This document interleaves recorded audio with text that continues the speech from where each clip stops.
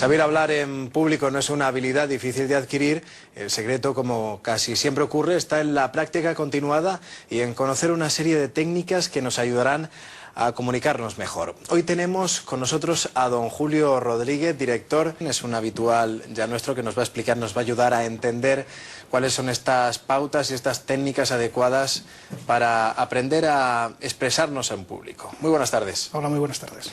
Coméntenos, para empezar, cuáles serían las claves principales para comunicarnos bien. Bien, la capacidad de exponer con claridad, con confianza y con credibilidad nuestras ideas en público es importante no solamente por nosotros mismos, sino es importante para la empresa en la que trabajamos y en general en nuestra comunidad. El saber transmitir nuestras ideas con contundencia es determinante pues, para proyectar una buena imagen de nosotros mismos y tiene mucho que ver también en cuanto al alcanzar determinados logros profesionales. Yo hablaría de 5 adjetivos que definen a un orador eficaz. En primer lugar, diría que es una persona creíble, transmite credibilidad, transmite honestidad a través de su propia naturalidad.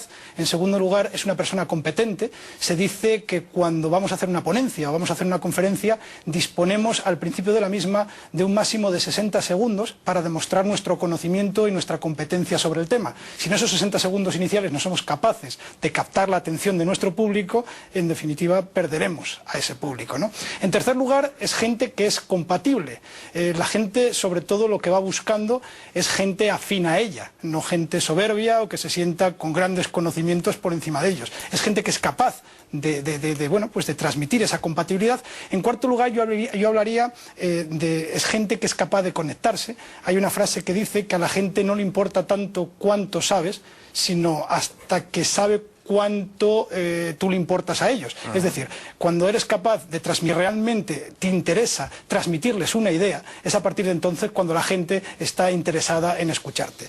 Y en último término, yo diría que el buen orador es una persona dinámica, que transmite entusiasmo con sus ideas, que transmite, pues, sobre todo dinamismo en lo que está diciendo. En definitiva, yo diría que un buen orador es como un buen vino, ¿no?, que requiere tiempo, requiere esfuerzo, requiere trabajo y sobre todo mucha constancia y mucha práctica. Son muchos factores a tener en cuenta y me ha sorprendido el que decías de demostrar competencia sobre el asunto. En tan solo 60 segundos se puede demostrar que tenemos idea de lo que estamos hablando. ¿Cuáles serían las pautas a tener en cuenta ahí? ¿Qué hay que decir? Sí, eso tiene mucho que ver con la forma como somos capaces de estructurar nuestras presentaciones. Yo diría que hay varias ideas. En primer lugar es ser capaces de vencer nuestra timidez, pero sobre todo el ser capaces de dar un buen comienzo a nuestras presentaciones, a nuestras ponencias, a través de una frase impactante, a través de algún tipo de pregunta retórica que invitemos a la gente que reflexione,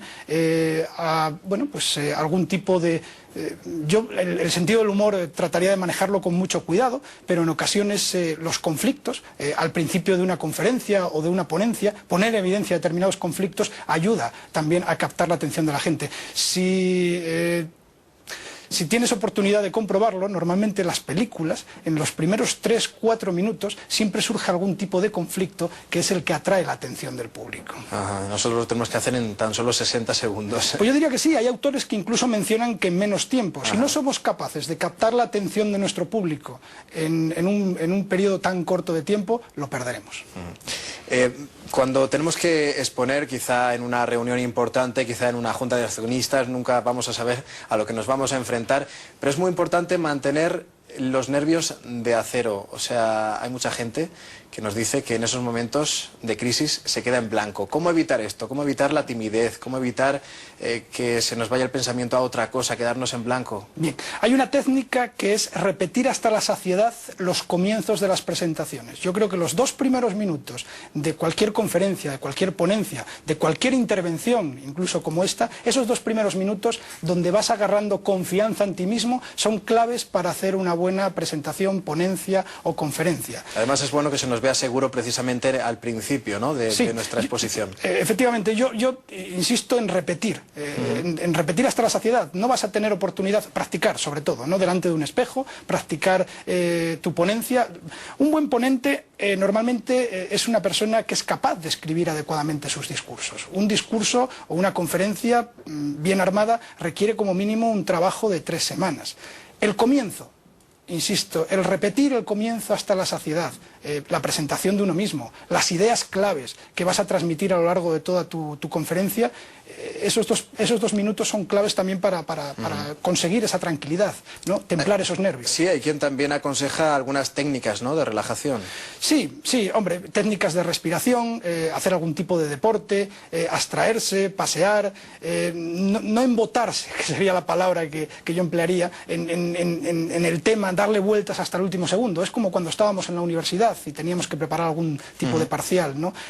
Digamos que los nervios, la relajación se consigue sobre todo a través de una buena preparación. Insisto, la preparación es clave para lograr una buena conferencia, pero esos primeros minutos, esos 10, 15, 20 minutos, media hora antes de tener que hacer tu conferencia, el dedicar tu mente a otro tipo de actividades que te relajen, que te ayuden.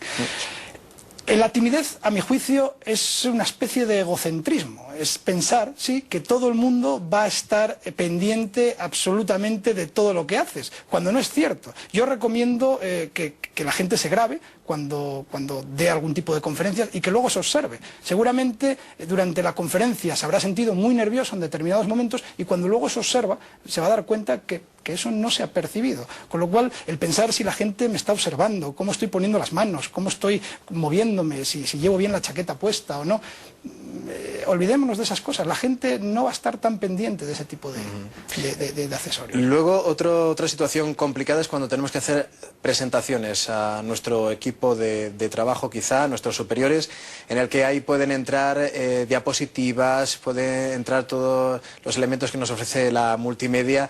¿Qué consejos daría usted para preparar esas presentaciones? Sobre todo ser concretos. Ese tipo de medios lo que hacen es apoyar lo que nosotros estamos diciendo. Hay tendencia a leer esas presentaciones en PowerPoint cuando lo que tiene que ser es algo muy sencillo, muy concreto, muy resumido. Una presentación en PowerPoint que apoye a un buen conferenciante lo que subrayará será determinadas frases.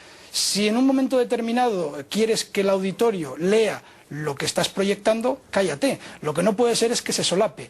Si tú en una presentación ofreces, digamos, una lámina sobrecargada de ideas, al final la gente va a dedicarse a leer lo que estás proyectando en lugar de escucharte. Yo ahí mi recomendación es ser tremendamente austero con el juego de colores, con el juego de imágenes, todas estas florituras, lo único que hacen es despistar. La clave de una buena presentación también es tener un buen índice, una buena estructura. Hay que llevar de la mano a la gente, continuamente ponerle un punto de referencia. Estamos en el punto 1, ahora vamos a pasar al punto 2, revisado el punto 1. Tiene que tener una lógica conceptual, todo lo entiendo. Vídeos en un momento determinado, algún tipo de música, pueden ayudar a reforzar ideas, a subrayar determinados conceptos. En otros programas ya hemos hablado de cómo estructurar nuestro discurso. Ahora me gustaría que nos centráramos un poquito en cuál es el lenguaje no verbal, sino el lenguaje que utilizamos con los gestos. ¿Cuál es la importancia de nuestros gestos para la gente? La importancia es clave. El impacto de un mensaje se debe a 3 elementos. Es a las palabras que estás diciendo, a la entonación que le estás dando a tus palabras y a los gestos, a los ademanes, a lo que se llama la comunicación no verbal. El 7% del impacto es la entonación y el resto al lenguaje no verbal. Podría poner algún ejemplo, teatralizándolo, como decir, me resulta interesantísimo lo que me estás contando, ¿no? En un momento determinado, las palabras, el 7% te están diciendo que me resulta interesante. Sin embargo, mi entonación están diciendo totalmente lo contrario. Y mi cara, en lenguaje no verbal, te está anulando totalmente el mensaje que te estoy diciendo. El lenguaje no verbal son muchos elementos, es desde la misma forma de vestir, el atuendo que en un momento determinado llevas, el movimiento de las manos, la posición de los pies, si tienes que estar de pie hablando, los gestos que haces. Insisto en la austeridad, en este tipo de cosas, que son las que ayudan sobre todo a que tu público se centre en el mensaje que estás transmitiendo en lugar de ese otro tipo de elementos, accesorios que pueden distorsionar totalmente lo que estás mandando. Pues subrayamos esa palabra, austeridad, en nuestras presentaciones.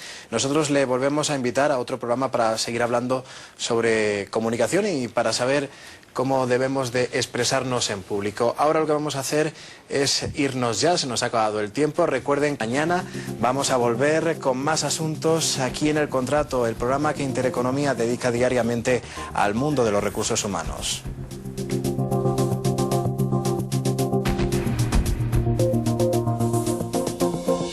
Thank you.